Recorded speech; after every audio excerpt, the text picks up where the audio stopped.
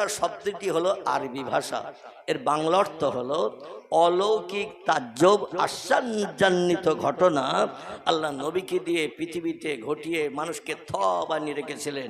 কিয়ামত পর্যন্ত চেষ্টা করলো আমার সমান কেউ হতে পারবে না। একটা ছোট্ট তথ্য এখানে দেই, মগজের দুশ্চিন্তা একটু দূর হোক।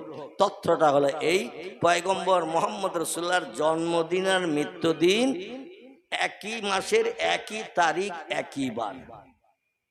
জন্মদিন আর মৃত্যুদিন একই মাসের একই তারিখ একই বার। আল্লাহ তার নসিবে জুটাতে যে সময় নিয়েছিলেন 63 বছর। কত বললাম? একই মাসের একই তারিখ একই বার জুটতে যে আল্লাহ সময় নিয়েছিলেন 63 বছর। এবছর ভাদ্র মাসের 15 তারিখ যদি রবিবার হয়, সামনের বছর ভাদ্র মাসের 15 তারিখ রবিবার হবে তো এক আধ দিন আগা পিছে হবে না? হবে না? আগা পিছে হবে। এই জন্য আল্লাহ পাক একই মাস আবার একই তারিখ একই বার প্রিয় নবীর নসিবে জোটে যে মাস জোটে তো দিন জোটে না, দিন জোটে তো বার জোটে না, যে কোন একটা পরিবর্তন হয়। আল্লাহ বলেন এমন নজির আমার নবীর জীবন আমি ঘটাবো, কিয়ামত পর্যন্ত মানুষ হাজার চেষ্টা করলো, লক্ষবার চেষ্টা করলো, নবীর সমান সমতুল্য কেউ হতে পারবে না। এই জন্য নবীর জন্মদিন রবিউল আউয়াল মাসের 12 তারিখ সোমবার। জোরে বলুন একটু সুবহানাল্লাহ। মাসটির নাম হলো রবিউল আউয়াল মাস, আরবি 3 নম্বরের মাস। ক নম্বর? বাংলায় যেমন 12টা মাসে বছর গুনি, ইংরেজিতেও তেমন 12টা মাসে বছর গুনি, ঠিক তো নাকি? তাহলে আরবিতে কি 13টা মাসে বছর গোনা হবে? আরবিতেও 12টা মাসে বছর গোনা হয়। তবে আরবির সঙ্গে বাংলা ইংরাজি ডিভাইডেড হলো, পার্থক্য হলো বছরে 10 থেকে 11 দিন কম বেশি হয়। ঠিক বললাম না ভুল বললাম? প্রতি বছর রমজান দেখবেন 10-11 দিন করে এগিয়ে আসতেছে, আসতেছে না? 10-11 দিন করে এগিয়ে আসতেছে। কারণ আরবি মাস 29 আর 30 হয়। আরবি মাস 29 আর 30 হয় আমার ভাইরা। আর ইংরেজি মাস মাঝে মাঝে দেখবেন 28 তারিখও ফেব্রুয়ারি মাস হয়, ফেব্রুয়ারি মাস 28-এ শেষ হয়। আবার অধিকাংশ 30 আর 31 হয়। ঠিক বললাম না ভুল বললাম? বাংলা মাস মাঝে মাঝে আষাঢ় শ্রাবণ 32-এ ঠেলে দেয়। ঠিক বললাম না ভুল বললাম? যদি ভুল বলি সঙ্গে সঙ্গে নক করবে, ধরে দেবেন, কারণ কথা বললে ভুল হয়, কাজ করলে ভুল হয়। নবী বলেছেন কুল্লু বনি আদামা খাত্তাউন, প্রত্যেকটি আদম বংশধর ভুলিয়ে ভরা গুনাহগার। ভুল করে না এরকম কেউ নাই, পাপ করে না গুনাহ করে না এমন কেউ নাই, তবে কেউ বেশি করে কেউ কম করে। এই জন্য প্রত্যেকটি মানুষ আমার উম্মত গুনাহগার এবং আমার উম্মতেরা ভুলে ভরা। জোরে বলুন সুবহানাল্লাহ। আচ্ছা, এই 3-4টে লোক মনে হয় আমার সামনে বসার জায়গা আছে, বিশেষ করে ভাদ্র মাস যাচ্ছে তো একটু গরম বলিয়ে যাচ্ছে, ঠিক কি না? এই গরম বলি যাচ্ছে কি না? দিনের বেলা প্রচন্ড রোদ, আর 4-5টা দিন একটু আকাশ থেকে মেঘের মাধ্যম দিয়ে বর্ষার পানি পড়ছে না, প্রচন্ড গরমি চলছে। আমি গতকাল ছিলাম মালদা জেলার কালিয়াচক থানার পার্শ্ববর্তী গ্রাম ফতেখালী গ্রামটির নাম, তার আগের দিন ছিলাম মুর্শিদাবাদ। তো মুর্শিদাবাদও যে গরম, মালদাও সেই গরম। আজকের বাড়ি এসছি সকাল 11টার দিকে, ওখানেও প্রচন্ড গরম। ঘরের ভিতরের মধ্যে টাকা যাচ্ছে না, 3টে ফ্যান দিয়েছে, স্ট্যান্ড ফ্যান 2টো আর ছোট টেবিল ফ্যান একটা, তাও যেন গরম হাত থেকে বাঁচা যাচ্ছে না। এখন আপনারা মোটামুটি বসে আছেন প্রায় মৌচাকের মৌপোকার মতো, ঠিক কি না? মৌচাকের মৌপোকার মতো বসে। এর পরে যদি আমি বলি একটু গায়ে গায়ে হন, অনেকে আপত্তি করবেন না? করবেন না? তবে যার যার সামনে একটু জায়গা আছে বসা বসা অবস্থায় আমার কর্তৃপক্ষরা ভাইরা অনুরোধ করেছে একটু একটু আমার কাছে দিকে, বাবা একটু এগিয়ে এসো তো আমার কাছের কাছে, ভয় করো না যে একদম হুজুরের কাছে গেলে হালুম করে বাঘের মতো পড়িয়ে ধরিয়ে খেয়ে নেবে, এরকম ভয় নাই। আচ্ছা, আমরা জীবনে মৌলবীরা কারো হালুম করে পড়িয়ে ধরে খেয়েছি এরম নজির শুনেছেন কোনোদিন? কিন্তু মানুষ ভয় করে। মৌলবীর কাছের কাছে গেলে যদি একবার হালুম করে পড়ে আর ধরিয়ে যদি খেয়ে নাই, বউ বিধবা হবে, সন্তান এতিম হবে, ঝামেলার দরকার নেই। কলা গাছের পাশে দাঁড়িয়ে দাঁড়িয়ে শুনি। কি গাছে? কলা গাছের ঝোপের পাশে দাঁড়িয়ে দাঁড়িয়ে শুনি, মাছতলায় দাঁড়িয়ে দাঁড়িয়ে শুনি, হুজুরের কাছে যাব না, ধরে খেয়ে নিতে পারে। নাউজুবিল্লাহ। তিরমিজি শরীফের হাদিস, আলেমের যত কাছাকাছি যাওয়া যাবে আল্লাহ খুশি হয়ে যে কোরআন হাদিসের সত্য কথা শোনার জন্য যত আলেমের কাছাকাছি যাওয়া যাবে আল্লাহ সারা জীবনের সগীরা গুনাহগুলো তত তাড়াতাড়ি মাফ করে দেবেন। জোরে বলুন সুবহান। আমার ভাইরা, এজন্য একটু চেপে আসেন। আমি পূর্বে বক্তৃতার প্রারম্ভে বলেছি আর কিছু মানুষের আনাগোনা হবে ইনশাল্লাহ। এই গ্রামে আমি এসেছি আগে বলে মনে হয়, একজন ঠিক বলেছে, বহুদিন আগে, অন্তত 30 বছর তো বোধহয় হয়ে গেছে। হ্যাঁ, 30 বছর হয়নি মনে হচ্ছে, হয়ে গেছে। আলহামদুলিল্লাহ, আলহামদুলিল্লাহ। যাই হোক, 30 বছর পরে আল্লাহ পাক এই মলিয়াপুর মাঝের পাড়া তো নাকি, এই মাঝের পাড়াদের সঙ্গে চারি চক্ষের মিলন ঘটানোর জন্য অধমকে আবার হাজির হওয়ার সুযোগ দিয়েছেন। আমরা বিবি বাচ্চা, ঘর বাড়ি, ব্যবসা বাণিজ্য, কাজকর্ম পরিত্যাগ করে কোরআন হাদিসের কথা শুনতে এসেছি। আল মুসলিম ও আখুল মুসলিম, একটা মুসলমান আর একটা মুসলমানের ভাই, তাই ভাই ভাইকে একটু সাহায্য করি।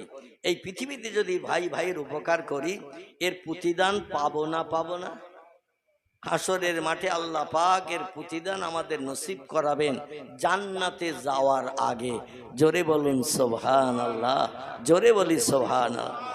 যার সামনে যেখানে যতটুকু জায়গা আছে বসা বসা অবস্থায় একটুখানি এগিয়ে আসেন, মোহব্বত একটু কলেমার জিকির লা ইলাহা লা ইলাহা লা ইলাহা মুহাম্মাদুর রাসূল। কাক ডাকে কাকা রবে, কাক ডাকে কাকা রবে, কোকিলের স্বর মধুর লাগে, ডাকে সেই শরতের হাওয়ায়, আল্লাহ ছাড়া মাবুদ নাই বলো লা ইলাহা ইল্লাল্লাহ, লা ইলাহা লা ইলাহা ইল্লাল্লাহ। নবীও বকর গারে সুরে, নবীও বকর গারে সুরে, সেই নামের ওই জিকির করে, তাই না দেখে মাকড়া সাথে জাল বুনিয়া যায়, কবুতর এসে পাশে বসে স্মরণ করে, তাই বলো লা ইলাহা ইল্লাল্লাহ, লা ইলাহা লা ইলাহা ইল্লাল্লাহ মুহাম্মাদুর রাসূলুল্লাহ। কাল রাত পর্যন্ত বেঁচে থাকবেন কে কে একটা হাত তুলে দেখান। কাল রাত পর্যন্ত সুস্থ অবস্থায় বেঁচে থাকবেন, পরশুদিন সকালে ভালোভাবে উঠবেন। আমরা দেখাতে পারবো কেউ হাত তুলে? আজকের রাত্রে জলসা শুনে বাড়ি যেয়ে শুয়ে পড়লে ঘুম ভাঙবে না এমনও লোক হতে পারে কিনা? কারণ কুল্লু নাফসিন যায়কাতুল মাউত, কোরআনে আল্লাহ বলছেন প্রত্যেকটি প্রাণীর মরণের আস্বাদ চাকানো হবে, মরণের হাত থেকে নিষ্কৃতি পেতে কেউ পারবে না। আচ্ছা, কবে কোন দিন মরণ হবে বিজ্ঞানীদের যদি জিজ্ঞাসা করা হয় ওরা তথ্য দিতে পারবে? ওদের কাছে ওরা তো এখন জ্ঞানের অনেক ঊর্ধ্বে উপরে, দুর্জয় পরাজয় করেছে, মানুষের অচেনা অজানা জিনিসগুলো সব মানুষের হাতে পৌঁছে দিয়েছে। এখন আর নিজ হাতে কষ্ট করে কাজ করতে হবে না, মেশিন সব কাজ করে দিচ্ছে, ঠিক কি না? তো বিজ্ঞানীরা যখন এত উন্নত, ওদের বলেন তো নীল আকাশের উপরে কি কি আছে? কোথায় বললাম? নীল আকাশের উপরে কি কি আছে? ওরা এক কথায় বলবে বহুদূর ফাঁকা, তাই নীল মতন দেখায়, আমরা আকাশও বিশ্বাস করি না। বর্তমান প্রযুক্তি যুগের বিজ্ঞানীরা বলছে বহুদূর ফাঁকা মহাশূন্য, তাই নীল মতন দেখায়, আকাশ বলতে কিচ্ছু নাই। আচ্ছা, বিজ্ঞান এখানে শেষ করেছে আকাশ নাই। এখন আকাশ আছে কি না আমরা কোথায় পাবো তথ্য? কথা বলে, আরে ভুল হলেও তো বলবেন। আকাশ কোথায় আছে আমরা তথ্য পাবো একটি কিতাবের ভিতরে, যে কিতাবটির নাম হলো আল কোরআন। কি নাম বললাম? আচ্ছা, জান্নাত এবং জাহান্নাম কেমন, এই দুটি জায়গা কেমন, বিজ্ঞান, দর্শন, ইঞ্জিনিয়ার, ডাক্তার, মাস্টারদের জিজ্ঞাসা করলে সঠিক তথ্য দিতে পারবে। এ তথ্য দিতে পারবেন কে? এ তথ্য দিতে পারবেন আল কোরআন এবং আল হাদিস, পয়গম্বরের জবানি। কারণ নবী বলছেন ইন্নামা বুইস্তু মুআল্লিমান, কোরআন আমাদের জন্য এনাফ, যথেষ্ট, ঠিকই আছে। তবে আল্লাহ পাক আমাকে तमाम বিশ্ববাসীর শিক্ষক করে, টিচার করে, প্রফেসর করে, অধ্যাপক, অধ্যক্ষ করে আমাকে পৃথিবীতে পাঠিয়েছেন। আমার মতো জ্ঞান অতীতে কারো ছিল না, বর্তমানে নাই, ভবিষ্যতে কোনো নাতি নাতকুড়ের হবে না। আমি হলাম পৃথিবীর সেরা জ্ঞানী। জোরে বলুন একটু সুবহানাল্লাহ। আল্লাহর কোরআন তো আমাদের জন্য এনাফ, যথেষ্ট। কিন্তু কোরআনে এমন কিছু তত্ত্ব আছে যেগুলো বাস্তব জীবনে পৃথিবীতে এখনো পর্যন্ত পাওয়া যায় নাই। যেগুলো আমরা কোরআনে পাই না, সেগুলো আমরা পাই পয়গম্বরের জবানিতে। জোরে বলুন সুবহানাল্লাহ। বিশ্ব নবীর জবানে মোবারক কিছু হাদিসের কিতাব আছে। কারবা নাম বুখারী শরীফ, কারবা নাম মুসলিম শরীফ, কারবা নাম তিরমিজি, কারবা নাম আবু দাউদ, কারবা নাম ইবনে মাজা, কারবা নাম নাসাই, কারবা নাম দারমি, কারবা নাম দারকুতনি, কারবা নাম বাইহাকি, কারবা নাম তিবরানি, কারবা নাম মুয়াত্তা মালিক, কারবা নাম মিশকাতুল মাসাবি, কারবা নাম ইবনে হাব্বান, কারবা নাম আল হাকিম, কারবা নাম আল মুস্তাদরাক, কারবা নাম তারগিব, কারবা নাম আল হাসান। এগুলো সব সহি হাদিসের কিতাবের নাম। ভরা আছে লেখকদের লেখনের মাধ্যম দিয়ে কিছু কম বেশি 3.5 লক্ষের মতো। চিল্লায়ে বলুন সুবহানাল্লাহ। কতটা বললাম? 3.5 লক্ষের মতো নবীর জবানি সহি হাদিসের কিতাবের লেখকের লিপিবদ্ধ করেছেন। কোরআনে যে তথ্যগুলো পাবো না, সেগুলো নবীর জবানি আলগা করে পাওয়া যাবে। দুনিয়ার কারো কাছে আমাদের ভিক্ষুক সেজে হাত পাতার দরকার থাকবে না। চিল্লায়ে বলুন আমিন। আমি আপনাদের কাছে যদি জিজ্ঞাসাবাদ করি, পয়গম্বরের জন্মদিন কি মাসের কত তারিখ, কি বার, আপনারা তথ্য দেবেন তো নাকি? আচ্ছা, কি তথ্য দেবেন একটু বলুন তো শুনি। নবীজির জন্মদিন কি মাসের কি তারিখ, কি বার, একটু বলেন। উলিদা মাউলুদুন নবী সাল্লাল্লাহু আলাইহি সাল্লাম মিন ইসনে আশারা ইয়াওমান ফি রবিউল আউয়াল। কিতাবের ভিতরে এসেছে, বিশেষ করে যে খুতবা আমাদের মসজিদে জুমার দিন পড়ানো হয়, অধিকাংশ মসজিদে যে খুতবাটা আছে, এই খুতবার নাম খুতবা ইবনে নাবাতা। কি নাম বললাম? খুতবা ইবনে নাবাতা। লেখকের নাম আল্লামা মুফতি খলিলুর রহমান সাহেব, যিনি কলকাতা আলিয়া মাদ্রাসার বিখ্যাত প্রফেসর, আরবি প্রভাষক ছিলেন, অনর্গল আরবিতে কথা বলতেন যিনি। এনার নাম আল্লামা খলিলুর রহমান সাহেব। ইনি এই খুতবাটা লিপিবদ্ধ করে 60 খুতবা যারে বলা হয়। প্রতি বছর খুতবা আমাদের মসজিদে পড়ানো হয় 52টা। যে মাসে 4টে হয় সে মাসে 5টা লেখা আছে, যে মাসে 5টা খুতবা হয় সে মাসেও 5টা লিখেছেন। এই 5 12 60টি খুতবা তিনি লিখেছেন খুতবা ইবনে নাবাতার ভিতরে। কিন্তু সব মাসে 5টা করে খুতবা হয় না। ঠিক বললাম না ভুল বললাম? মাস শুরু হয়ে যাওয়ার পরে যদি 5 তারিখ 6 তারিখে প্রথম খুতবা হয়, ও মাসে দেখবেন মাস শেষ হয়ে যাবে 4 খুতবায় শেষ। যে মাসে 1 তারিখ 2 তারিখে দেখবেন মাস শুরু হলো, জুমার দিন শুক্রবার শুরু হলো, ওই মাসে 5টা খুতবা পড়ার সুযোগ মসজিদের ইমামদের হয়। এই খুতবা ইবনে নাবাতার ভিতরে আল্লামা খলিলুর রহমান সাহেব লিপিবদ্ধ করেছেন। উলিদা মাউলুদুন নবী সাল্লাল্লাহু আলাইহি ওয়াসাল্লাম মিন ইসনা আশারা ইয়ামান ফি রবিউল আউয়াল। এর বাংলা অর্থ হলো আল্লাহর পয়গম্বর মুহাম্মদ সাল্লাল্লাহু আলাইহি ওয়াসাল্লাম জন্মগ্রহণ করেছিলেন মক্কা মুকাররমার কাবা ঘরের পূর্ব দিকে পাহাড়ের পাদদেশে উঁচু ঢিবিতে। কোথায় বললাম? পাহাড়ের পাদদেশে কাবা ঘরের পূর্ব দিকে। খুব ভালো করে শুনবেন, এই পূর্ব দিকে একটু উঁচু ঢিবি ছিল, সেইখানে পয়গম্বর মুহাম্মদ রাসূলুল্লাহ মামিনার উদর থেকে ধরার বক্ষে তিনি জন্মগ্রহণ করেছিলেন। বিশ্বনবী যে ঘরে জন্মগ্রহণ করেছিলেন এই ঘরটা পাকা দেওয়াল ছিল তো, পাথরের ছিল তো, চালটা ছাদ দেওয়া ছিল তো, এই যেমন ছাদ দেওয়া।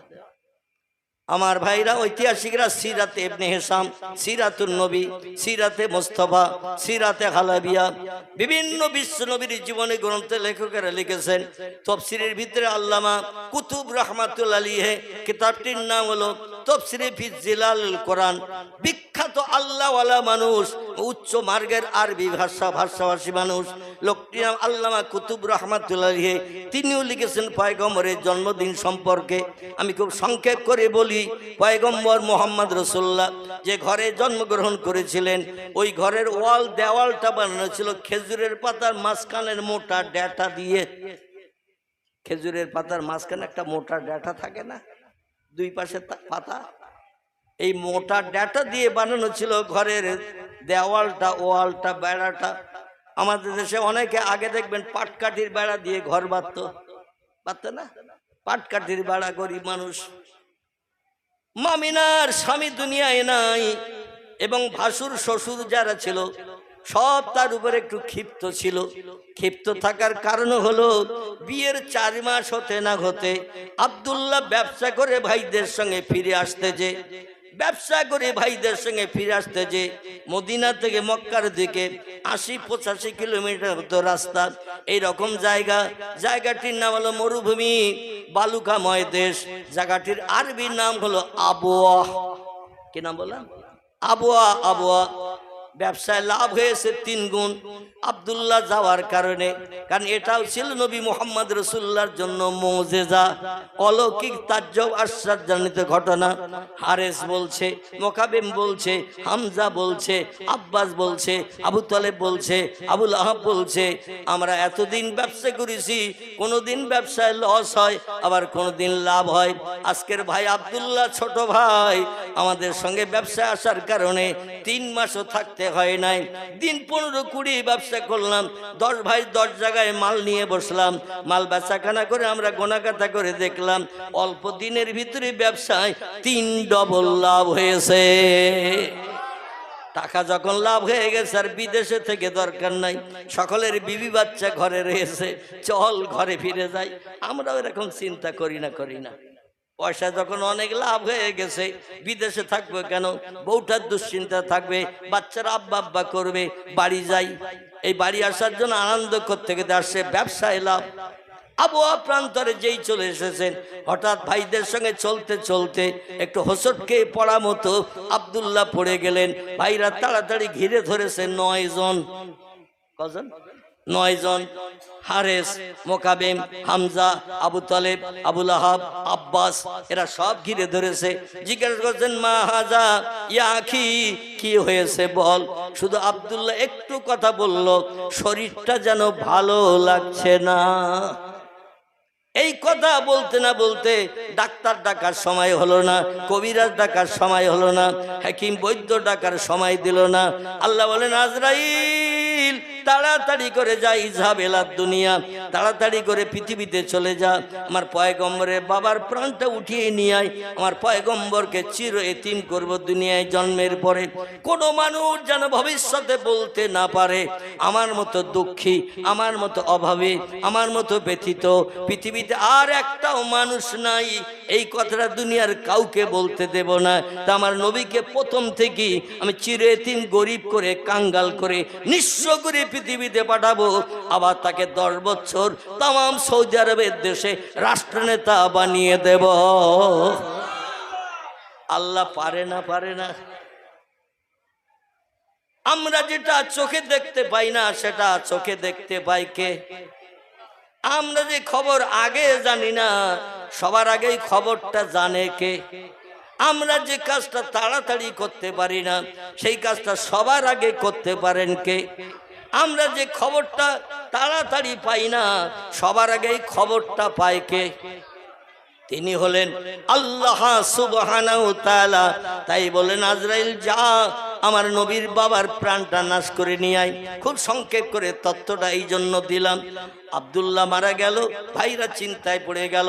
এখান থেকে মক্কা শরীফ কম বেশি এখনো 350 কিলোমিটার মতো রাস্তা। কতটা?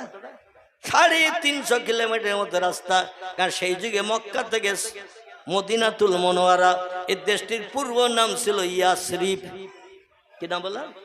পূর্ব নাম ছিল ইয়াসরিব। মক্কা মুকাররমা আমরা যেখানে হজে যাই এই মক্কার কিন্তু আলাদা একটা পূর্ব নাম ছিল। যদি বলা হয় হজে যাচ্ছেন কোন দেশে, বলবেন আরব দেশে মক্কায়, বলি না? কিন্তু আসলে মক্কা নাম না, মক্কার আলাদা নাম ছিল। কোরআনই আল্লাহ তথ্য কোট করে দিয়েছেন যাতে দ্বিমত পোষণ করার কোনো প্রয়োজন নাই। জোরে বলুন সুবহানাল্লাহ। আল্লাহ কোরআনের তথ্য কোট করে দিয়েছেন। মক্কা যে দেশের নাম বলছো, যেখানে আছে কাবা শরীফ, এই জায়গাটার নাম আসলে মক্কা ছিল না। ইন্না আউওয়ালা বাইতিন উদিয়া লিন্নাসে লাল্লাযী বিবাক্কাতা মুবারাকাউ ওয়া হুদাল লিল আলামিন। জোরে বলুন একটু আল্লাহু আকবার। আল্লাহ বলছে ইন্না মানে হলো নিশ্চয়ই, আউয়াল শব্দের বাংলা অর্থ হলো প্রথম, বাইতুন বাং শব্দের বাংলা অর্থ হলো ঘর। তিনটি শব্দ একসঙ্গে। আচ্ছা, ওদিকে কি বাজার টাজার হচ্ছে বলে মনে হয় নাকি? এত বাজার পাশে হলে কি করে হবে? একটু দরুদ শরীফ। আল্লাহুম্মা সাইয়্যিদিনা মাওলানা ওয়া আলা আলি মাওলানা। নবীর মহব্বতে দরুদ শরীফ পড়লে মনে হয় লস টস আছে। আপনাদের দরুদের আওয়াজ অধমের কর্ণকুহারে যেটা পৌঁছাচ্ছে আমি মনে করছি এই ঠোঁট নেড়ে জিভের মাধ্যম দিয়ে দরুদ শরীফ পড়াটা কষ্টের ব্যাপার। আর এই কষ্টের ব্যাপারের কাজ করলে তো লাভবানই পাওয়া যাবে না। পয়গম্বরের একটা জবানি একটু বলি। রাসূল বলছেন মান সাল্লা আলাইয়া ওয়াহিদান, পৃথিবীর কোনো ব্যক্তি দরুদের মাধ্যম দিয়ে আমার নামের স্মরণ যদি একটা বার মাত্র করে, কবার? আল্লাহ বলছেন ওয়াহিদান, একটা বার মাত্র যদি কোনো ব্যক্তি দরুদের মাধ্যম দিয়ে আমার নামের স্মরণ করে, আল্লাহুম্মা সাল্লি আলা সাইয়্যিদিনা, এটা নবীর নামের প্রশংসা করা। জোরে বলুন সুবহানাল্লাহ। আল্লাহ রাসূল বলছেন সাল্লাল্লাহু তাআলা আলাইহি আশারাতান, আল্লাহ পাক আমার নামে দরুদ শরীফ পড়লে এত খুশিতে বাগ হয়ে যায়। আল্লাহ দরুদ শরীফ পড়ার প্রতিদান দেন সাল্লাল্লাহু তাআলা আলাইহি আশারাতান। আল্লাহ পাক ওই বান্দার নামের স্মরণ 10 বার করে থাকেন। নবীর নামের স্মরণ দরুদের মাধ্যম দিয়ে যদি করি একবার, আল্লাহ ওই লোকটার নামে স্মরণ করবেন 10 বার। কবার? 10 বার। একটা ছোট্ট প্রশ্ন করি, একটু চিন্তা করেন। আল্লাহ যদি কোনো ব্যক্তির নামের স্মরণ 24 ঘন্টায় একবার করে, কবার? দরুদ শরীফ একবার পড়লে আল্লাহ 10 বার তার নামে স্মরণ করেন। আমি অত উপরে যেতে চাচ্ছি না। আল্লাহ যদি 24 ঘন্টা দৈনন্দিন দিনে কোনো বান্দার নামের স্মরণ একটা বার মাত্র করে, ওই বান্দার বিপদে মুসিবতে দুঃখে দুর্দশায় অভাবে সমস্যায় রোগে শোকে সাহায্যের জন্য আর কারো কাছে হাত পেতে যাওয়ার দরকার আছে নাকি? খোদার কসম, আল্লাহ যদি কোনো বান্দার নামে স্মরণ 24 ঘন্টায় একটা বার করেন, ওই বান্দার বিপদে মুসিবতে দুঃখে দুর্দশায় অভাবে সমস্যায় রোগে শোকে সাহায্যের জন্য মেম্বারের কাছে যেতে হবে না, প্রধানের কাছে যেতে হবে না, এমএলএ এর কাছে যেতে হবে না, এমপির কাছে দরখাস্ত দিতে হবে না, থানার ওসিরে যে ঘুষগাড় দিয়ে পায়ে জড়িয়ে ধরে বলতে হবে না যে আমার বিপদে স্যার একটু দেখবেন। আল্লাহ বলছেন ওই বান্দার জন্য আমি এনাফ যথেষ্ট হয়ে যাই। চিল্লায়ে বলুন সুবহানাল্লাহ। বান্দা আমার হাবিবের নামের স্মরণ করছে আর ওই বান্দা বিপদে থাকবে, আমি আল্লাহটা পছন্দ করি না। এই জন্য শিখ ধর্মগুরু, যার নাম হলো মিস্টার গুরু নানক, পাঞ্জাবিদের ধর্মীয় নেতা জেনে তিনি একটি তত্ত্ব দিয়েছেন ত্রিপিটকে। কোথায় বললাম? শিখেদের ধর্মগ্রন্থের নাম হলো ত্রিপিটক। এই ত্রিপিটকে তিনি একটি তথ্য দিয়েছেন, তথ্যটা পরিবেশন করলে মগজ সাফ হবে ইনশাল্লাহ। গুরু নানক বলছেন, সাধু সমাজকারক ব্রাহ্মণ গাজী পীর ও কুতুবগণ অশেষ উপকার করাইতে পারবেন যদি তারা ইসলামের নবীর প্রতি একটু ভক্তি ভরে দরুদ শরীফ পাঠান। কি বলেছেন? সাধু সমাজকারক ব্রাহ্মণ গাজী পীর ও কুতুবগণ অশেষ উপকার করাইতে পারবেন যদি তারা ইসলামের নবীর প্রতি একটু ভক্তি ভরে দরুদ শরীফ পাঠান। গুরু নানক বলে নাই সময় সুযোগ হাতে পেলে রামকৃষ্ণ পরমহংসদেবের নামে জপ জিকির করিও, মহাবীরের নামে তসবিহ পাঠ করিও, আচার্য কেশবচন্দ্রের নামে স্মরণ করিও, এ কথা গুরু নানক বলে নাই। পাঞ্জাবদের ধর্মীয় নেতা বলছেন সময় সুযোগ যদি হাতে পাও, ইসলামের নবী যার নাম আহম্মদ বা মুহাম্মদ, এই দুটি নাম এসেছে তরুত, ইনজিল, জব্বুরে।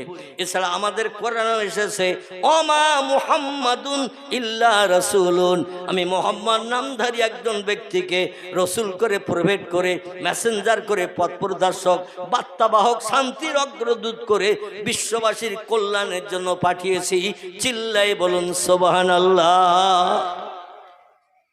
তিনি বলছেন সময় সুযোগ হাতে যদি পাও তাস খেলো না, ক্যারাম বোর্ডের গুটিতে কিড়িং কিড়িং করে বাড়ি মেরো না, টেলিভিশনের পর্দায় ন্যাংটা নারীর নাচ ডান্স আর মুস্কি আসে দেখে সময় নষ্ট করো না। মুহাম্মদ রাসূলুল্লাহর মহব্বতে একটু দরুদ শরীফ পাঠ করিও। কারণ নাসাই শরীফের হাদিস, আল্লাহর নবী বলছেন আমার মহব্বতে যদি কোনো ব্যক্তি একটা বার দরুদ শরীফ পাঠ করে লা উদখুল জান্নাহ, আমি মুহাম্মদ তত সময় পর্যন্ত জান্নাতে ঢুকবো না। যে লোকটি আমার নামে একটা বার দরুদ শরীফ পাঠ করলো তারে সঙ্গে করে নিয়ে জান্নাতে না ঢোকা পর্যন্ত আমি জান্নাতে প্রবেশ করব না। যত ধর্মীয় নেতা পৃথিবীতে আছে, রামকৃষ্ণ পরমহংসদেব, বুদ্ধদেব, চৈতন্যদেব, গুরু নানক, মহাবীর, আচার্য কেশবচন্দ্র, যীশু খ্রিস্ট, মোজেস, বালক ব্রহ্মচারী, বাবা রামদেব থেকে শুরু করে আরো যত ধর্মীয় নেতা পৃথিবীতে আছে, কোন নেতার বাবার ক্ষমতা হবে না তার সহযোগী বন্ধু বান্ধব আপনজনকে জান্নাতে নিয়ে যাওয়া। নবী বলছেন মান ক্বালা লা ইলাহা ইল্লাল্লাহ মুহাম্মাদুর রাসূলুল্লাহ, কোন একজন ব্যক্তি সারা জীবনের ভিতরে আল্লাহর নামের সঙ্গে আমার নামটা যদি ঠোঁট দিয়ে একবার জপ করে, নবী বলছেন লা উদখুলুল জান্নাহ, আমি মুহাম্মদ তত সময় পর্যন্ত জান্নাতে ঢুকবো না। ওই লোকটারে সঙ্গে করে নিয়ে জান্নাতে না যাওয়া পর্যন্ত। চিল্লাই বলুন সুবহানাল্লাহ। আচ্ছা, এই মজলিসে দরুদ শরীফ পড়বো না ফ্যাংশন হয়েছে সেখানে সেখানে পড়বো? যারা নাচ ডান্স দেয়, ফ্যাংশন হয়, ওরা কি বলে যে 3 বার দরুদ শরীফ পড়ি না তারপরে আমরা খেলা শুরু করব, ডান্স নাচ? আচ্ছা, যেখানে ক্রিকেট খেলা হয় সেখানে কি 3 বার দরুদ শরীফ পড়ে খেলোয়াড়রা খেলা শুরু করে? যেখানে ফুটবল খেলা হয়, যেখানে ভিডিও হয়, যাত্রা হয়, থিয়েটার হয়, সেখানে 2 আর 1 বার তো দরুদ শরীফ পড়ি না তো নাকি? কোন জায়গা নাই নবীর মহব্বতে দরুদ পড়া, আল্লাহর নামের কলেমা শরীফ তেলাওয়াত করা, আল্লাহর নামের জপ জিকির কলেমা শরীফ তেলাওয়াতের জায়গা হলো এই মজলিস। ঠিক বললাম না ভুল বললাম? রাজনৈতিক মিটিং হয় যেখানে নেতারা যখন মিটিং শুরু করে তখন কি বলে সবাই 3 বার দরুদ শরীফ পড়ো, 4 বার কলেমা পড়ো, তারপরে মিটিং শুরু হবে? এদিকে বলে বোধহয়, এদিকেও বলে না। আরে দুনিয়াদারিতে মানুষ মত দুনিয়ার অর্থ আত্মসাতের জন্য মত্ত। রাসূল বলছেন লা উদখুল জান্নাহ, আমি মুহাম্মদ তত সময় বেহেশতে ঢুকবো না যে লোকটি সারা জীবনের ভিতরে একটাবার আল্লাহর নামের সঙ্গে আমি মুহাম্মদ আমার নামটা কলেমার মাধ্যম দিয়ে জপ করলো। হযরত ওসমান রাদিয়াল্লাহু থেকে হাদিস বর্ণিত, প্রিয় নবীর দুই কন্যার স্বামী যার নাম জিন্নুরাইন ওসমান গনি রাদিয়াল্লাহু আনহু, বিশ্ব নবীর প্রিয় জামাই, তিনি হাদিসটি বর্ণনা করেছেন, মুসলিম শরীফের হাদিস। আমি বলি একটু শুনুন। ওয়ান উসমান রাদিয়াল্লাহু তাআলা আনহু ক্বালা ক্বালা রাসূলুল্লাহ সাল্লাল্লাহু আলাইহি ওয়াসাল্লাম মান ক্বালা আখিরু কালাম লা ইলাহা ইল্লাল্লাহু দাখালাল জান্নাহ, রাওয়াহু মুসলিম। জোরে বলুন একটু আমিন। পুরো কলেমার কথাই হাদিসে বলা নাই, সহিহ মুসলিম শরীফ। কেউ বলেছেন বুখারী শরীফের দাম পৃথিবীতে সবথেকে বেশি, আবার কিছু ব্যক্তি বলেছেন মুসলিম শরীফের দাম সবথেকে বেশি, আবার কেউ কেউ বলেছেন দুটি কিতাবের দাম 50-50 সমান। মণিকাটা মাথায়, মণিকাটা মাজায়, কোনো দিকে ঝোঁকে না। বুখারী শরীফের দাম বেশি বলেছেন একদল, তারা বলেছেন বুখারী শরীফে যতটা শর্ত আরোপ করে ইমাম বুখারী আবু আব্দুল্লাহ মুহাম্মদ ইবনে ইসমাইল বুখারী রাহমাতুল্লাহ আলাইহি হাদিস লিখেছেন, যিনি যতটা শর্ত আরোপ করে লিখেছেন অন্য কোন লেখকেরা অতটা শর্ত আরোপ করেননি, এই জন্য বুখারী শরীফের দাম বেশি। আবার কিছু বর্ণনাকারীরা বলেছেন মুসলিম শরীফের দাম সব থেকে বেশি, আর বুখারী শরীফে হাদিস আছে 6,500-এর মতো, আর মুসলিম শরীফের নবীজির বাণী হাদিস লিপিবদ্ধ আছে 9,500-এর মতো। যে কিতাবে হাদিস বেশি লেখা সেই কিতাবের দাম বেশি। আবার কেউ বলেছে দুটি হাদিসের দাম সমান সমান। জোরে বলুন সুবহানাল্লাহ। ইমাম মুসলিম বিন হাজ্জাজ রাহমাতুল্লাহ আলাইহি তিনি নকল করেছেন নবীজির জবানেটি ওসমান রাদিয়াল্লাহু আনহুর কওল। উনি বলছেন আমি বিশ্ব নবীর মুখে সরাসরি শুনেছি, নবী বলছেন যে লোকটির জীবনের শেষ কথা হবে লা ইলাহা ইল্লাল্লাহ, মুহাম্মদ রাসূলুল্লাহ বলা নাই, যে লোকটির জীবনের শেষ কথা হলো লা ইলাহা ইল্লাল্লাহ, নবী বলছেন দাখালাল জান্নাত, ও লোকটা একদিন না একদিন আল্লাহর জান্নাতের অধিবাসী হবে। কাল সকালে বেঁচেও নাও থাকতে পারি, আজকের রাত্রে এই কোরআনী মাহফিলে বসে একটু কলেমা শরীফ বেশি করে পড়লে আমাদের লাভ হবে না লস হবে? নবীর মহব্বতে দরুদ শরীফ একটু বেশি করে পড়লে লাভ হবে না লস হবে? কারণ বিয়ে শাদী যেখানে হয় সেখানে কি দরুদ শরীফ কলমা পড়ার সুযোগ হয়? যেখানে ফ্যাংশন হয়, যাত্রা হয়, রাজনৈতিক মিটিং হয়, সেখানে কি দরুদ শরীফ কলমা পড়ার সুযোগ হয়?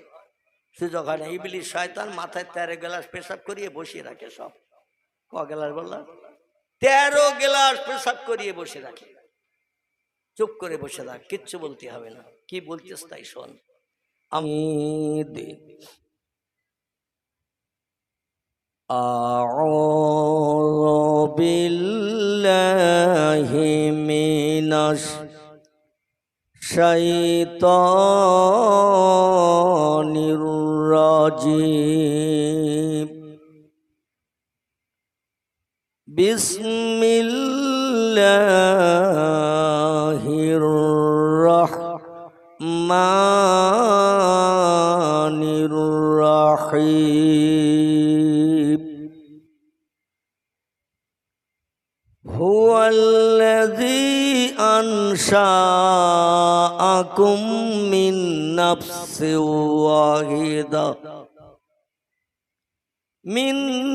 নাফসিন ওয়াহিদাতিন ফামুস্তাকাররুন ওয়া মুস্তাআদা কামা ক্বালাল্লাহু তাআলা ফি কিতাবিল মাজিদ।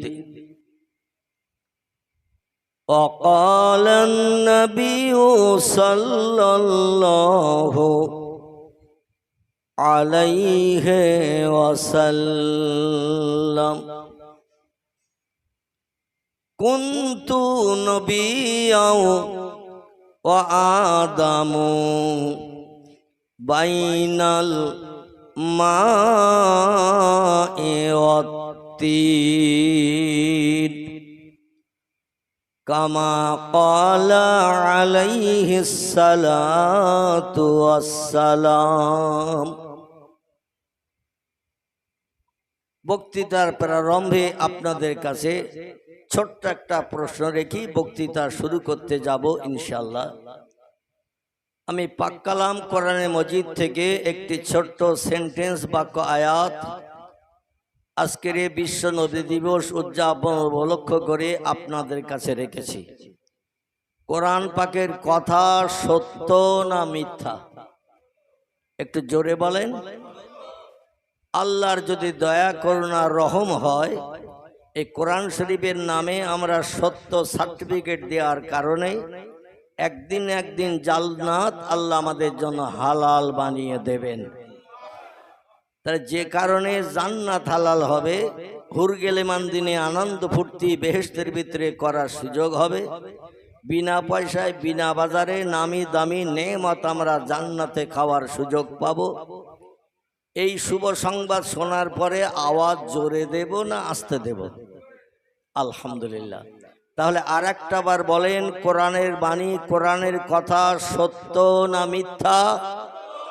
তো সত্য যদি হয় তাহলে একটু উচ্চ রবে আওয়াজ তুলে বলুন আল্লাহু আকবার।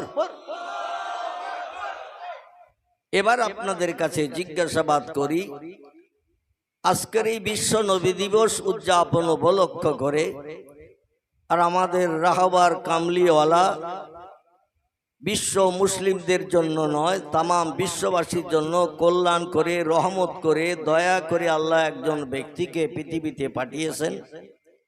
আরবি ভাষায় যাকে বলা হয় সাইয়্যিদুল আম্বিয়া, রাহমাতাল লিল আলামিন, খাতামান নাবিয়্যিন, শাফিয়াল মুজনাবিন, রাহিতিল আশিকিন, সিরাজুস সালিকিন, মিসবাহুল মুকাররাবিন, জাদ্দিল হাসান আল হুসাইন, আবিল কাসিম, যার মধুর নাম আল্লাহ কোরআনই কোট করেছেন। কোরআন পাকের 22 পারা সূরা আহজাবের ভিতরে ওমা মুহাম্মাদুন ইল্লা রাসূলুন কদ খালাত মিন ক্বাবলিহির রাসূল। জোরে বলুন একটু আল্লাহু আকবার। তাহলে পয়গম্বরের নাম আল্লাহ কোরআনে কোট করেছেন। আচ্ছা, রামকৃষ্ণ পরমহংস দেবের নাম কি কোরআনে আছে? বুদ্ধ দেবের নাম আছে? চৈতন্য দেবের নাম আছে? কথা বলেন। গুরু নানকের নাম আছে? মহাবীরের নাম আছে? আচার্য কেশবচন্দ্রের নাম আছে? বালক ব্রহ্মচারীর নাম আছে? বাবা রামদেবের নাম আছে? বর্তমান ভারতবর্ষে যত ধর্মীয় নেতা আছে, কোন ধর্মীয় নেতার নাম আল্লাহ কোরআনে কোট করে নাই। কেবল কিয়ামত পর্যন্ত এজা তাকুমুস সাত, যতদিন না পর্যন্ত পশ্চিম দিকে সূর্য উদয় হবে, যতদিন না পর্যন্ত পশ্চিম দিকে সকালবেলা সূর্যোদয় না হবে, ততদিন পর্যন্ত দুনিয়া ধ্বংস হবে না। যেদিন দুনিয়া ধ্বংস হবে সেদিন সূর্য কোন দিক থেকে উঠবে? এজা তুলিয়ে শামসে মাগরিবিহা ও গুরুবে শামসে মাশরিকিহা। হাদিস শরীফ এসেছে, সূর্য যেদিন তার গতিপথ পরিবর্তন করে পশ্চিম দিক থেকে ডগমগ করে গাছের মাথা দিয়ে উপরে উঠবে, ও গুরুবে শামসে মাশরিকিহা, সূর্য সেদিন অস্তমিত হতে যাবে উল্টো দিকে। দিকটির নাম হলো পূর্ব দিক। এখন সূর্য ওঠে কোন দিকে? পূর্ব দিকে। ডোবে কোন দিকে? আচ্ছা, মাঝখানে জ্বর সর্দি কাশি হওয়ার কারণে, অসুস্থতা হওয়ার কারণে সূর্য কোনোদিন বলেছে যে আমি 3 দিন আর উঠবো না? বলেছে বলে মনে হয়? শরীর খারাপ, অসুস্থ, বোখার জ্বরে পড়ে আছি, 3 দিন আমি আর উঠতে পারবো না, গায়ের শক্তি ক্ষমতা নাই। সূর্য বলেছে কোনোদিন? বলেনি। কিন্তু সূর্য একদিন বলবে, যেদিন আল্লাহর হুকুম হবে। আপনাদের কাছে জিজ্ঞাসাবাদ করি, এই পৃথিবীতে যা কিছু চোখে দেখতে পাই, যা কিছু চোখে দেখতে পাই না, ওয়াইন মিন শাইইন ইল্লা ইউসাব্বিহু বিহামদিহি। জোরে বলুন একটু আমিন। আল্লাহ বলছেন, যা কিছু চোখে দেখতে পাও, যা কিছু চোখে দেখতে পাও না, সব সৃষ্টি আমার নামের জপ জিকির করে, আমার নামে তসবিহ পড়ে, আমার হুকুমের মান্যতা দেয়। কেবল সৃষ্টি জগতের সেরা করে যাদের বানিয়েছি, এরা কারা? আলহামদুলিল্লাহ। আপনাদের মগজে একটু মাল আছে বলে আমার মনে হচ্ছে। অনেকে চুপ করে থাকে, প্রশ্নের কথা শুনলে চুপ করে থাকে, কি বলি। কিন্তু আপনারা আমার প্রশ্নের সঙ্গে সঙ্গে কথার সঙ্গে সঙ্গে উত্তর দিয়েছেন। পয়গম্বর মুহাম্মদ রাসূলুল্লাহ মসজিদে নববীতে 10 বছরের জিন্দেগিতে অধিকাংশ দিন ফজরের নামাজ বাদ, আসরের নামাজ বাদ সাহাবীদের এইরকম সামনে বসিয়ে নিয়ে একটা পাথরের মেম্বারের উপরে রসুল একটু উঁচু জায়গায় বসে ওয়াজ করতেন। তো পয়গম্বর কি তত্ত্ব দিতেন, সাহাবীরা এক মনে শুনছে কিনা মাঝে মাঝে জিজ্ঞাসা করতেন। কি করতেন? জিজ্ঞাসা করতেন। আচ্ছা, কবার জিজ্ঞাসা করতেন বলে মনে হয়? হাদিস শরীফ এসেছে পয়গম্বর একটা কথা জিজ্ঞাসা করতেন সাহাবীদের কাছে 3 বার। কবার? 3 বার। আমি আপনাদের অত কষ্ট দেব না, মেমোরিতে অ্যাডজাস্ট করার জন্য অত কষ্ট দেব না। তবে একবার যদি জিজ্ঞাসা করি, সাহাবীরা 3টি বারই একই উত্তর জোরে সরে দিতেন। জোরে বলুন সুবহানাল্লাহ। বক্তা শ্রোতার কথায় বিনিময় হলে সেখানে দেখবেন জজবা তৈরি হয়। আর যে মজলিসে কোরআন হাদিসের মজলিসে বক্তা শ্রোতার কথার বিনিময়ে একটা জজবা তৈরি হয়, আল্লাহ খুশি হয়ে যে বলছেন লাআল্লাকুম তুরহামুন, ওই জজবার মজলিসে আমার যত রহমতের দরজা আছে সব দরজাগুলো আমি খুলে দেই বান্দাদের মুখে হাসি ফুটানোর জন্য। জোরে বলুন সুবহানাল্লাহ। তাহলে মাঝে মাঝে আমি টুকটাক দুটো একটা ছোট ছোট প্রশ্ন করব, আপনারা এতেকাপে নিয়ত করে থাকবেন না? একটু উত্তর দেবেন।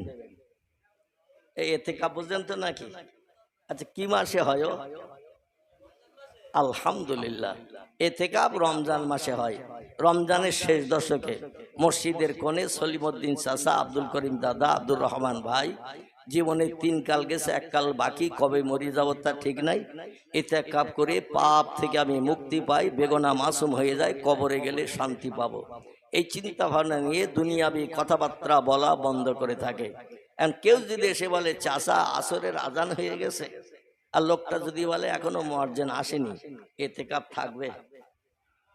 কেউ যদি এসে বলে চাচা রমজান মাসে তো ইতিকাফ হয়, আর তুমি বৃদ্ধ মানুষ, সিঁড়ি দিয়ে উপরে উঠতে পারবে না, ইফতারি পরিবেশন হচ্ছে 2য় তলায়, এখন তুমি তখন নিচে বসে আছো, এখন চাচা ইফতার তোমারে কেউ দিয়ে গেছে, চাচা যদি বলে এখনো তো কেউ আনেনি, আচ্ছা ইতিকাফ থাকবে? থাকবে না। ইতিকাফে নিয়ত করলে কথা বলতে নাই, বিশেষ করে দুনিয়াবি কথা। কোরআন তেলাওয়াত করা যাবে, জিকির আজকার করা যাবে, আজান দেওয়া যাবে, জামাতে নামাজ পড়ানো যাবে। বোঝা গেল? ইতিকাফে থাকলে আজান দেওয়া যাবে, কিতাব পড়া যাবে, নামাজ পড়ানো যাবে, কিন্তু দুনিয়াবি কথা বলা যাবে না। এখন আজকের ওই নিয়তে কে কে এসেছেন ইতিকাফের নিয়তে একটু হাত তুলে আমারে দেখান। আলহামদুলিল্লাহ। তাহলে আজকের ইতিকাফের নিয়তে কেউ আসেননি, তাহলে একটু আমার সঙ্গে কথা বলবেন। আল্লাহর রহমত নিয়ে আমরা যেন সকলে আপন আপন গৃহে বাড়ি ফিরতে পারি। সকলে বলুন আমিন। আল্লাহ বলছেন বিসমিল্লাহির রহমানির রহিম, ইয়াউমা ইয়াফিরুল মারউ মিন আখিহি ওয়া উম্মিহি ওয়া আবিহি ওয়া সাহিবাতিহি ওয়া বানিহি আল আখির।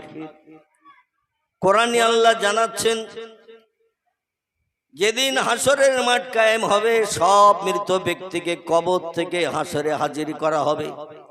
আচ্ছা, হাসরের মাঠটা কোন জায়গায় হবে বলে মনে হয়?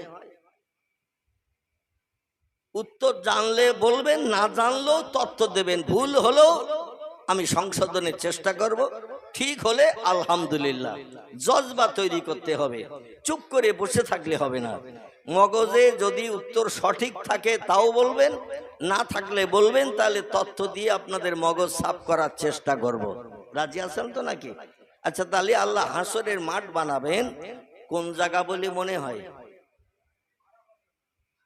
আরাফাত। আচ্ছা, শুধু কি আরাফাত? আরাফাতের মাঠটা হলো মক্কা মুকাররমার কাবা শরীফ থেকে দক্ষিণ পূর্ব দিকে 14 কিলোমিটার রাস্তা। কোন বর্ণনাকারীদের মতে 14.5 কিলোমিটার রাস্তা। কাবা শরীফ থেকে দক্ষিণ পূর্ব দিকে গেলে একটা ময়দান আছে, যেখানে একটা উঁচু ঢিবি পাহাড় আছে। পাহাড়টির নাম হলো জাবালে রহমত। কি নাম বললাম? জাবালে রহমত। দুটো নারকেল গাছ একসঙ্গে জোড়া দিলে যতটা উঁচু হয়, ঠিক এইরকম উঁচু মার্কা একটা ঢিবি পাহাড়। কিন্তু আসলে পাহাড় কি এইরকম উঁচু না এর থেকে বেশি উঁচু? পাহাড় এর থেকে অনেক বেশি উঁচু। 29,000 ফুট উঁচু এভারেস্ট শৃঙ্গ। নূহ নবী যে যদি পাহাড়ে নৌকা লাগিয়েছিলেন প্লাবরে, 6,500 ফুট উঁচু ছিল। কত বললাম? 6,500 ফুট উঁচু। মক্কার কাবা ঘর থেকে এমন করে দক্ষিণ দিকে একটি পাহাড় আছে, যে পাহাড়টির নাম হলো গারে সুর। 4,500 ফুট উঁচু। নবীজি 15 বছর ধরে যে পাহাড়ের গুহার ভিতরে আল্লাহ আল্লাহ নামে জপ জিকির করেছিলেন, এই পাহাড়টি 3,500 ফুট উঁচু। জোরে বলুন সুবহানাল্লাহ। কিন্তু একটা ঢিবি পাহাড় আরাফাতের মাঠে। এই পাহাড়টাকে কেন্দ্র করে বর্তমান যুগে বেঁচে থাকা মানুষেরা হাজির হয়ে হজের নামাজ আদায় করে। কিসের নামাজ বললাম? হজের নামাজ। যে লোকটি জিলহজ মাসের 9 তারিখে এইখানে যে নামাজ আদায় করে সে হলো হাজি। আর জিলহজ মাসের 9 তারিখে যে লোকটি ওই মাঠে যেয়ে নামাজ আদায় করলো না, সে লোকটা কিন্তু দেশ ট্যুর করতে গিয়েছিল, বেড়াতে গিয়েছিল, বাড়ি এসেছে। ওরে কিন্তু হাজি বলা যাবে না।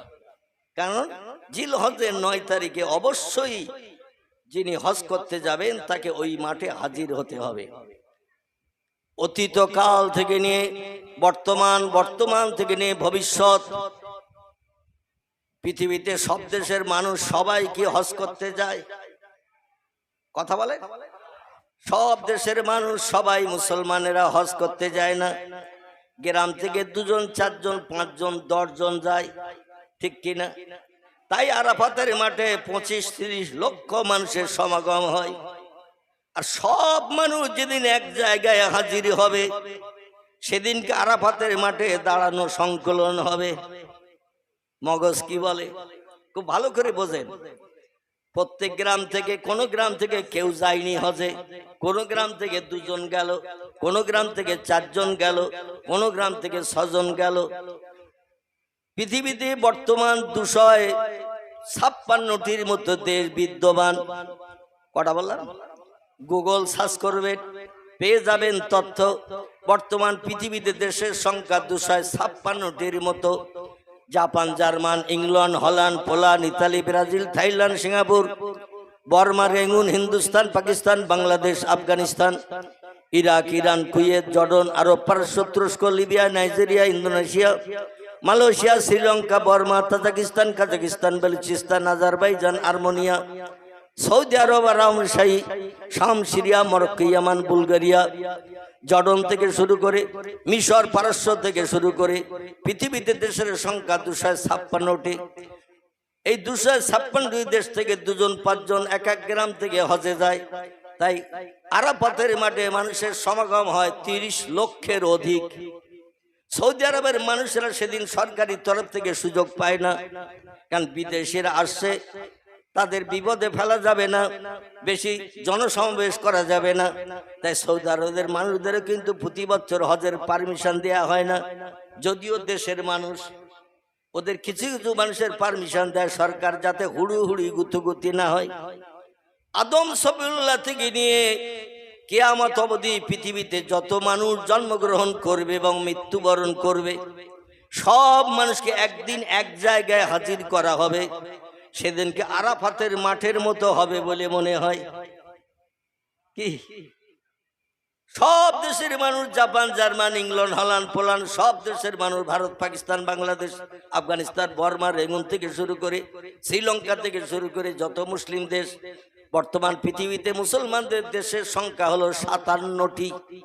ওটা বললাম, মুসলমানদের দেশের সংখ্যা হলো 57টি। এই 57টি দেশ সব মুসলমানদের নেতৃত্বে চলছে। এছাড়া আর যত দেশ পৃথিবীতে বাকি আছে সব দেশে মুসলমান আছে না নাই? আল্লামা কবি ইকবাল বলছেন, আরবে আমি, ভারতে আমি, চীনে আমার নাইকো পর, বিশ্ব জোড়া মুসলিম আমি, সারা বিশ্বে বেঁধেছি ঘর।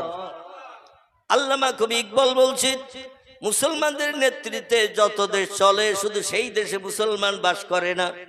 পৃথিবীতে এমন একটা দেশ নাই যে দেশে মুসলমান নাই। এই 256 দেশ রিসার্চ করেন, গবেষণা করেন, জনসংখ্যায় কম হলেও সে দেশে মুসলমানেরা বাস করে। ঠিক না ভুল? এই সব দেশের মানুষ অতীতে যারা মারা গেছে তারাও হাসরের মাঠে উঠবে। বর্তমান প্রযুক্তি যুগের বিজ্ঞানীরা বলছে আমরা জ্ঞানের শিখরে পৌঁছে গেছি। আমাদের তো জ্ঞান আর ইঞ্জিনিয়ারদের নাই, ডাক্তারদের নাই, মাস্টারদের নাই, ঐতিহাসিকদের নাই, ভূতত্ত্ববিদদের নাই, এমন করে পৃথিবীতে কোনো মোল্লা মৌলবীর নাই। আমরা পৃথিবীতে উচ্চ জ্ঞানের অধিকারী হয়ে গেছি। আর যারা সব থেকে উচ্চ জ্ঞানের অধিকারী হয়ে গেছে, যারা সব দুর্জয়কে পরাজয় করে মানুষের সামনে আজ উদ্ভাসিত করেছেন, এমন কিছু অজানা নাই যেটা বিজ্ঞানীদের মগজে আসছে না। যেটা অজানা ছিল সেটাও জানিয়ে দিচ্ছে মানুষকে। মানুষ এখন আনন্দে আত্মহারা, খুশিতে বাগবাগ, এরা সব যেন হাতে পেয়ে গেছে। আর সব হাতে পেয়ে যাওয়ার কারণে মাঝে মাঝে বলছে there is no God, Allah is nothing. স্রষ্টা নাই, প্রভু নাই। প্রাকৃতিক নিয়মে এই বিশ্ব চরাচর চলছে এবং চলবে। কোন সৃষ্টিকর্তার হুকুম মানার দরকার কারো হয় না। প্রতিদিন রাত হয়, দিন হয়, ন্যাচারাল ডিপার্টমেন্টে হয়। প্রতিদিন চন্দ্র সূর্য উদয় হয়, অস্তমিত হয়, ন্যাচারাল ডিপার্টমেন্টে চলছে। নদীতে জোয়ার হয়, ভাটা হয়, ওটা এমনি এমনি হয়, ওটা কোনো মালিকের হুকুমের পারমিশনের দরকার নাই। আচ্ছা, আপনাদের কাছে জিজ্ঞাসাবাদ করি, কারো পারমিশনের দরকার আছে না নাই? কিন্তু বর্তমান প্রযুক্তি যুগের কিছু বিজ্ঞানীরা স্রষ্টা মানতে চায় না। বলে আল্লাহ যদি এই পৃথিবীর মালিক হবে, তাহলে আল্লাহর চেহারাটা না জানি কত বড় হবে। যে জিনিস খালি চোখে দেখতে পাই না, দূরবীন দিয়েও সেটা চোখে ধরে নিলাম। আর এই পৃথিবীর মালিক যদি একজন হবে, তার চেহারাটা না জানি কত বড় হবে। একটা দিন দূরবীনও ধরা পড়লো না, চোখেও ধরা পড়লো না। এই জন্য আমরা স্রষ্টা মানি না, বিশ্বাস করি না। গড বলে একজন প্রভু বলে আছেন। মানুষ বলছে আমরা চরম উন্নতির শিখরে পৌঁছেছি, জ্ঞানের অধিকারী হয়েছি, কোনো দুর্জয় আমাদের কাছে নাই, সব পরাজয় করেছি। আচ্ছা, কথাটা কি সত্য? ওরা বলছে সব জয় করেছি, কোনো অজানা নাই। আমি আপনাদের কাছে জিজ্ঞাসাবাদ করি, সব থেকে সেরা জ্ঞানী কে? বিজ্ঞান, দর্শন, ইঞ্জিনিয়ার, ডাক্তার, মাস্টার, ভূতত্ত্ববিদ, ঐতিহাসিক, সাহিত্যিক, এরা সব থেকে জ্ঞানী না আর অন্য কেউ আছে বলে মনে হয়? আলহামদুলিল্লাহ, সব থেকে জ্ঞানী হলেন তিনি। আল্লাহ পাক তার জবানি সত্য কোরআনে তত্ত্বকট করে দিলেন। বিসমিল্লাহির রহমানির রহিম। ওয়ামা উতিতুম মিনাল ইলমি ইল্লা কালিলা। জোরে বলুন একটা আল্লাহু আকবার। আল্লাহ বলছেন, মানুষ যে ব্রেন মগজ ধোলাই করে ক্যালকুলেটর মেশিন বানালে, কম্পিউটার বানালে, রিমোট কন্ট্রোল বানালে, স্যাটেলাইট বানালে, এরোপ্লেন বানালে, উড়োজাহাজ বানালে, স্পুটনিক বানালে, অ্যাপোলো বানালে, হেলিকপ্টার বানালে, রকেট বানালে, পাতাল রেল বানালে, সাবমেরিন পানির তলা দিয়ে যায়। কোথা দিয়ে যায়? পানির তলা দিয়ে। বিজ্ঞানীদের যুদ্ধ জাহাজ পানির তলা দিয়ে যায়, নাম তার সাবমেরিন। শত শত যাত্রী নিয়ে যায়, হুশ করে উপরে ঠেলে উঠে বোমা ঝেড়ে দিয়ে আবার পানির তলায় চলে যায়। এদের ক্ষতি করার ক্ষমতা অন্য কোনো দেশের নাই। বিজ্ঞান মগজ ধোলাই করে এমনও বানিয়েছে, আটলান্টিক মহাসাগরের তলায় কি আছে তাও পর্যন্ত দূরবীনের সাহায্যে দেখিয়ে দিয়েছে যে সাগরের পানির গভীরতা হলো 14,500 ফুট। কত বললাম? 14,500 ফুট। আটলান্টিক মহাসাগরের পানির গভীরতা, তলায় মাটি। বিজ্ঞানী বলল আর যত সাগর আছে দেখ, কোন জায়গায় কম পানি আছে কিনা। প্রশান্ত মহাসাগর নিয়ে রিসার্চ করে স্যাটেলাইট মারলো। আলোর এত তীক্ষ্ণতা, এত জ্যোতি, প্রশান্ত মহাসাগরের পানির উপরে লাইট মারলো, লাইটের তীক্ষ্ণতা চলে গেল পানির তলায় জমিন পর্যন্ত। রিসার্চ করে দেখলো 15,500 ফুট পানির গভীরতা। কতটা? 15,500 ফুট পানির গভীরতা, তার তলায় মাটি। বিজ্ঞানীরা বলল পৃথিবীতে যত দ্বীপ সব নাকি আল্লাহ বানিয়েছে, তাহলে একটা দ্বীপ আমরা বানিয়ে মানুষকে দেখিয়ে দেব দুর্জয় পরাজয় করতে পারি। যেটা আমরা পারি না সেটা এখন করিয়ে দেখাবো। ওরা পানি রিসার্চ করলো কোন সাগরে পানি কম, ভারত মহাসাগর না বঙ্গোপসাগর, লোহিত সাগর না প্রশান্ত মহাসাগর না ভূমধ্য সাগর, কোন সাগরে পানি কম। রিসার্চ করে গবেষণা করে দেখলো প্রায় সব সাগর একই রকম, 1,000 ফুট পানি কম। তাই যদি হয় বালি মাটি পাথর ফেলে একটা দ্বীপ বানাই, দুনিয়ার মানুষকে বলে দেব যেটা এতদিন আমাদের বাপ ঠাকুরদাদারা পারেনি, আমরা সেখানেও জয়ী। আল্লাহ বলেন একটু চিন্তা ভাবনা কর বালি মাটি পাথর ফেলার আগে, কারণ আমি সাগরে নদীতে দৈনন্দিন জোয়ার ভাটা দেই, ঠিক না ভুল? দৈনন্দিন জোয়ার ভাটা দিই, জোয়ারে পানি একদিকে যায়, ভাটায় পানি আরেক দিকে আসে। আর যা মাল ফেলবি সব পানির স্রোতে কোথায় নিয়ে যে হাজির করব তার ঠিক নাই।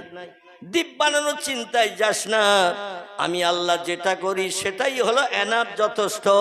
আমার উপরে জানো পাল্লা দিয়ে জয়ী হতে যাবি না, একদিন পাগল হয়ে মারা যাবি। জোরে বলুন একটু সুবহানাল্লাহ, নারায়ে তাকবীর। পৃথিবীর বিজ্ঞানীরা কত উন্নত। আল্লাহ বলেন তোমাদের মগজে যে জ্ঞান, যে জ্ঞানের মাধ্যম দিয়ে ক্যালকুলেটর বানিয়েছো, কম্পিউটার বানিয়েছো, রিমোট কন্ট্রোল বানিয়েছো, স্যাটেলাইট বানিয়েছো, ইন্টারনেট বানিয়েছো, উপগ্রহ বানিয়েছো, চন্দ্রযান বানিয়েছো, পাতাল রেল বানিয়েছো, উপরে নদীর পানি জোয়ার ভাটা চলছে, তলা দিয়ে ট্রেন হু করে চলে যাচ্ছে। এখন পানির তলা দিয়ে ট্রেন যাচ্ছে, আমি আপনি হয়তো ঢুকতে যাবো না, দম বন্ধ হয়ে মারা যাবো। আচ্ছা, ট্রেনের ভিতরে থাকলে কি দম বন্ধ টন্ধ হবে বলে মনে হয়? কিছুই হয় না। আমাদের কলকাতার গঙ্গা নদী এসপ্ল্যানেড ধর্মতলা যারে বলা হয়, এখান থেকে ট্রেন চালিয়ে হাওড়ার ওপারে পার করে দিয়েছে। ট্রেন এখন গঙ্গা নদীর তলা দিয়ে যাচ্ছে, মানুষের কোনো অসুবিধা নাই। এটা বিজ্ঞানের উন্নতি কিনা? আগে ছিল না, এখন হয়েছে। আল্লাহ বলেন শোনো, যা কিছু বানিয়েছ কিসের ফসল কি জানো? তোমাদের ব্রেন মগজ আমি আল্লাহ পাক যে জ্ঞান দিয়েছি, এই জ্ঞান নিয়ে রিসার্চ করে গবেষণা করে অনেক দুর্জয়কে পরাজয় করেছো। তাই বলে জানো নমরুদ মার্কা হইও না, ফেরাউন মার্কা হইও না, সাদ্দাত মার্কা হইও না, কারুন মার্কা হইও না। কারণ তোমরা যত ক্ষমতার অধিকারী হও, তোমাদের ক্ষমতা মশার ডানার থেকেও কম, ঠিক না ভুল? তোমাদের ক্ষমতা মশার ডানার থেকেও কম। ইতিহাস আলগা করে দেখো, যারা পৃথিবীতে খোদাই দাবি পর্যন্ত করেছিল, আনা রব্বুকুমুল আলা, ফেরাউন বলেছিল, নমরুদ বলেছিল আমি হলাম সব খোদার বড় খোদা, আমার উপরে আর কোনো ক্ষমতাবান কেউ নাই। আচ্ছা, তারা এখন ভালো আছে তো বলে মনে হয়? আল্লাহ বলেন শোন রে ফেরাউন, দুনিয়ার বড় খোদা তুই, আর আমি আল্লাহ পাক ইঁদুরের বাচ্চার মতো নাকানি সোবানে খাওয়াবো তোরে নীল দরিয়ায়। কারণ তুই নিজেই ওয়াদা করে বলেছিলি তোর দেশের একজন জনগণ যে বললো আপনারে খোদা বলে যে মানলো, পরে যদি অস্বীকার করে আপনি কি শাস্তি দেবেন তারে? ফেরাউন বলে আমারে খোদা বলে মানবে, আন্তা রব্বি লা শাক্কা ফীহি, আপনি আমাদের পূর্ব আমাদের স্রষ্টা, এতে কোনো সন্দেহ নাই। এই কথা বলার পরে 2-4 দিন পরে ঘুরিয়ে শোবে আমি কি শাস্তি তারে দেব? আমি নীল দরিয়ার পানিতে তারে ডুবিয়ে মারব। কি করব? নীল দরিয়ার পানিতে তারে ডুবিয়ে মারব। কারণ আমারে খোদা বলে মানবে, আমার নেমাত অনুদান খাবে, আর আমারে খোদা বলে মানলে আর কাজকর্ম করতে হবে না, বসে বসে খাবে, যা চাবে তাই পাবে। জনগণ ফেভার করার জন্য ফেরাউন এই ঘোষণা দিয়েছিল, যা চাবে তাই পাবে, অভাব বলতে কিছু থাকবে না, শর্ত হলো আমার একটু খোদা বলে মানো। আর যে আমারে খোদা বলে আমার নেমাত খাবে, অনুদান খাবে, উপভোগ করবে, আর পরে আমারে অস্বীকার করবে। একজন জিজ্ঞাসা করছে তারে কি করবে? বলছে আমি তারে নীল দরিয়ার পানিতে চুবিয়ে মারব।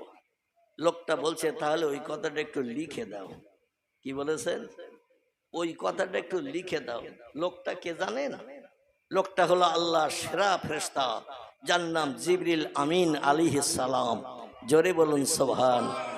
ফারসালনা রূহানা ফাতামাসসালা লাহা বাশারান সাবিয়া। জোরে বলুন আল্লাহু আকবার। আল্লাহ কোরআনে তত্ত্ব কোট করেছেন, আমার ফেরেশতা জিবরিলকে যখন তখন যে কোনো রূপ ধরার জন্য আমি আল্লাহ পারমিশন দিয়েছি। প্রয়োজনে মানুষ হবে, প্রয়োজনে অন্য কিছু হবে, যখন যে রূপ ধরার ইচ্ছা করবে সেটা ধরতে পারবে।